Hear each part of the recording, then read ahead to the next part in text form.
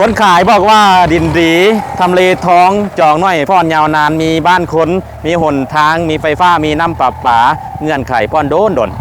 คนซื้อนะบอกว่าราคาแพงดินโยกไก่ไฟฟ้ายังบ่ทันมีน้ำบ่ทันมีนะอันนี้ข้อขัดแย้งของการซื้อขายนั้นข้าพเจ้าจะมาเล่าสู่ฟังเหตุผลระหว่างคนอยากซื้อกับคนอยากขายนะความต้องการมันบ่คือกันพี่น้องครับสบายดีที่น้องหำพบกับข้าพเจ้า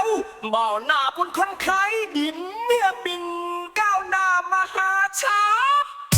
ยินดีหับใช้ให้คำปรึกษาโชว์หาเงื่อนไขและปัจจัยในการพัฒนาที่อยู่อาศัย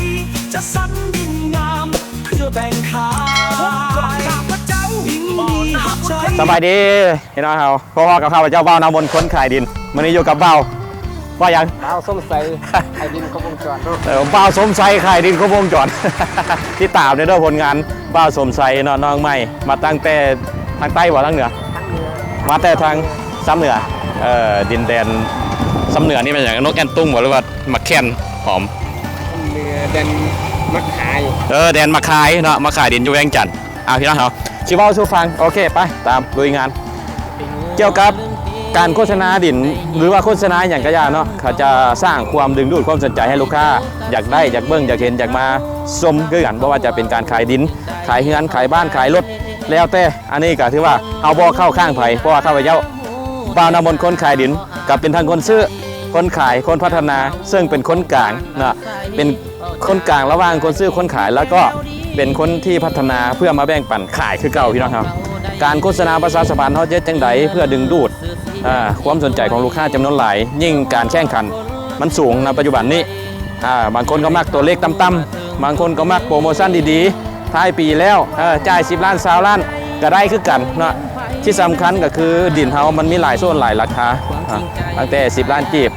จ่ายก่อนพรต่อก็มีตอนละ80 ล้านกีบจ่ายก่อนพรต่อก็มีคือโครงการนี้กระจายก้อน50 ล้านกีบในช่วงเปิดใหม่นี่นะในราคาเต็มกับ600,000กีบต่อเมตรกันเลยสำหรับดินนี่การซื้อขายดินเขาเจ้าจะวัดกันเป็นตาเม็ดตามใบตะดินครอบครองเขาเจ้าจะวัดกันเป็นตาเม็ดภาษาลาวเขาเอิ้นว่าตาเม็ดนะภาษาสากลก็ว่าเมตรกันเลยM กำลัง3 M กำลัง2ขอโทษนะคนซื้อก็จะซอกหาดินที่ราคาถูกทำเลดีใกล้ตลาดใกล้ธนาคารใกล้ห้างค้าข้าพเจ้าเอื้อซอกหาดินที่ราคาถูกเพื่อมาพัฒนาขายมันจึงมีกำไรนะให้เข้าใจน้ำกันนะการซื้อขายดินในปัจจุบันนี้กว่าเขาจะได้ดินมาจัดสรรนะคือเขาไปซื้อนี่เต็มตาเม็ดพี่น้องเขาคือดินตอนนี้บ่หลายเนาะเฮกตาร์ปลายนึงเขาซื้อเต็มตาเม็ดทุกตาเม็ดตามใบตะดิน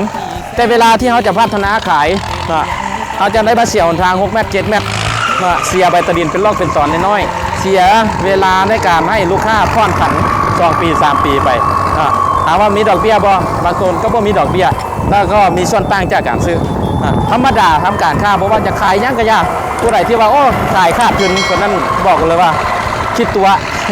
นะทำการค้าหวังกำไรทุกคนเลย 99% หวังกำไรทุกคนคนที่บอกว่าขายขาดทุนอาจจะขายขาดทุนตัวนี้แต่ไปเอากำไรตัวอื่นหรืออาจจะมีกำไรแฝงอยู่ในตัวฮั่นนั้นถ้าเจ้าเป็นคนหนึ่งที่อยากซื้อได้ราคาถูกคือจังจูเฮาเป็นหัวหน่วย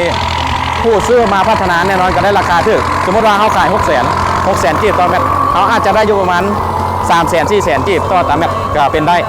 แต่ให้เข้าใจว่ากลัวเขาจะพัฒนามาให้มันเป็นบ้านเนาะเป็นต้นคืออย่างเช่นแล้วนี่ดึงไฟฟ้ามาตะพูนทางคอนกรีตประมาณ500-600 เมตรดึงไฟฟ้ามาดึงท่อน้ำประปามาการพัฒนากลัวจะเป็นลอกเป็นตอนมาซื้อเต็มตาเม็ด11-12 พันตาเม็ดแต่มาเสียหนทางเพื่อเป็นสาธารณะไป6 เมตร 7 เมตร1 เส้น 2 เส้น 3 เส้นนอกจากนั้นยังมาเฮ็ดเป็นลอกเป็นตอนน้อยๆเพื่อให้เข้าถึงกลุ่มลูกค้าได้ง่ายแต่ข้อดีณปัจจุบันนี้ค่อยบอกเลยว่ายุคนี้เป็นการเป็นยุคทองของคนที่มีงบน้อยๆเป็นสาวค้าสาวขายวัยรุ่นสร้างตัวเป็นผู้บ่าวผู้สาวเงินเดือน4 ล้าน 5 ล้านโฮมกันไว้เข้าหวยแน่เก็บออมทอมริดแน่มาซื้อดินไว้พรไปน้ำจ่าย 30% ตั้งเงินอยู่ก่อนหลังน้อยๆเพราะว่าดินจัดสรรข้อดี1มีเงินไขการผ่อนดน2วางดาวน้อยๆก็ได้ 10% 20% ก็ได้ขึ้นกับแต่ละโครงการบ่คือกัน เนาะดินจัดสรรมีดีทุกโครงการแล้วก็บ่ดีก็มีคือกันบ่มีโครงการใดที่จะดีไปหมดข้าพเจ้าบอกเลยว่าบ่มีอีหยังในโลกนี้ที่มันจะดีไปหมดต่อให้เฮาเฮ็ดดีต่อให้เฮาเว้าดีส่ำใดมันก็บ่ถูกใจคนจำนวนหลายนะนั้นดีหรือชั่วอยู่ที่ตัวทำสูงหรือต่ำอยู่ที่ทำตัวชั่วใครกุมตัวเองดีใครกุมตัวเองนั่นเอาตัวรอดเป็นยอดดีชั่วมือนี้บ่มีผู้ใดสนใจผู้ใดดอกนะฝากไปนั้นก่อนจะเป็นโครงการดินเป็นบ้านอย่างที่นะให้เข้าใจหัวหน่วยธุรกิจดินจัดสรรก็ไปสรรหาการซื้อกันจำนวนใหญ่ๆเป็นป้าเป็นดงมาบุกเบิกทรัพย์ซาวคือรถไถใช่ตั้งต่ำกับ2 ล้าน 5 3 ล้านต่อมือรถเกตรถโลเพราะว่ากันหม้อแปลงไฟน้อยนึงนี่แสนปลายกว่าบาทยังบ่รวมค่าแรงงานงานดึงกันมาอีกถือว่าโอ้บางคนบอกว่าแมตรหนึ่ง300,000 กีบ 400,000เทียนหัวเสียงดงควายโนนทองหน้านิคมโอ้คือขายแพงแท้ดินตู้4ตู้สาเป็นใกล้ๆกันอยู่ให้นานั่นคือแมตร1 2 3 แสนถ้าอยากได้ราคาถูกเจ้าต้องห้ามเงื่อนไขในการจ่ายจำนวนหลายให้มันได้นะอันนี้ให้เข้าใจจุดประสงค์แต่ละคนบ่คือกันบางคนคอยบ่มีเงินซื้อเป็นตอนใหญ่ก็ดีแล้วที่ดินจัดสรรปัจจุบันนี้เพิ่นมีเงื่อนไขจ่าย5 ล้าน10 ล้านนะจ่าย 30% ก็สามารถผ่อนได้จากเมื่อก่อน10 ปีหลังบ่มีได้ซื้อดินต้องน้อยบ่หลายก็ต้อง2 งวด 3 งวดกันไปหมดแต่เดี๋ยวนี้ถือว่ายุคทองเลยเนาะก็ถือว่าให้เข้าใจคนซื้อกับหวังอยากได้อันงามราคาถูกคนขายหรือคนที่พัฒนาก็หวังกำไรเพื่อไปต่อยอดไปเรื่อยๆก็ใกล้กันไปคนขายก็จะได้ขายคือราคาแพงแต่ส่วนแบ่งเอาพนักงานก็เอาไปแล้วรถไถก็เอาไว้ละคนทางก็เอาไว้ละเอกสารขั้นเทิงเพิ่นก็เอาไว้ละอันนี้ปราศจากบ่ได้ดังนั้นให้เข้าใจกันทั้ง2 กรรม 2 ฝ่ายอยู่ตามความพอดีและเหมาะสมแต่การโฆษณาประชาสัมพันธ์มีรูปแบบหลากหลายเลยอย่างเนาะบอกเลยว่าการโฆษณาประชาสัมพันธ์นี่มันคำว่าบ่ได้ซื้อบ่ได้ขายแต่ว่าเวลาที่เขาเว้าไปเขาจะแก้กันแนวใดมันกับคนละเรื่องและความเข้าใจของแต่ละคนก็บ่คือกันคือเอาไว้ตอน80 ล้าน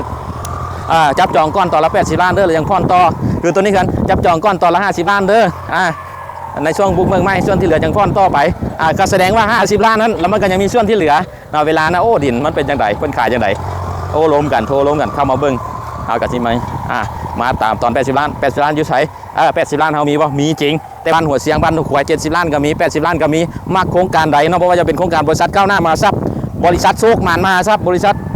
CPV ที่เปิดอยู่ดงควายใกล้กันนะข้าพเจ้า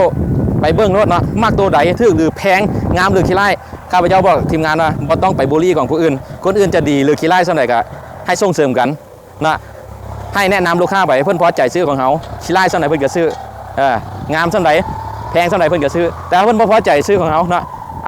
เขาก็แนะนำยูฮันก็มียูนี่ก็มีแล้วแต่เนาะดีหรือบ่ดีแล้วแต่ลูกค้าจะพิจารณานะเอาให้เข้าใจคนซื้อ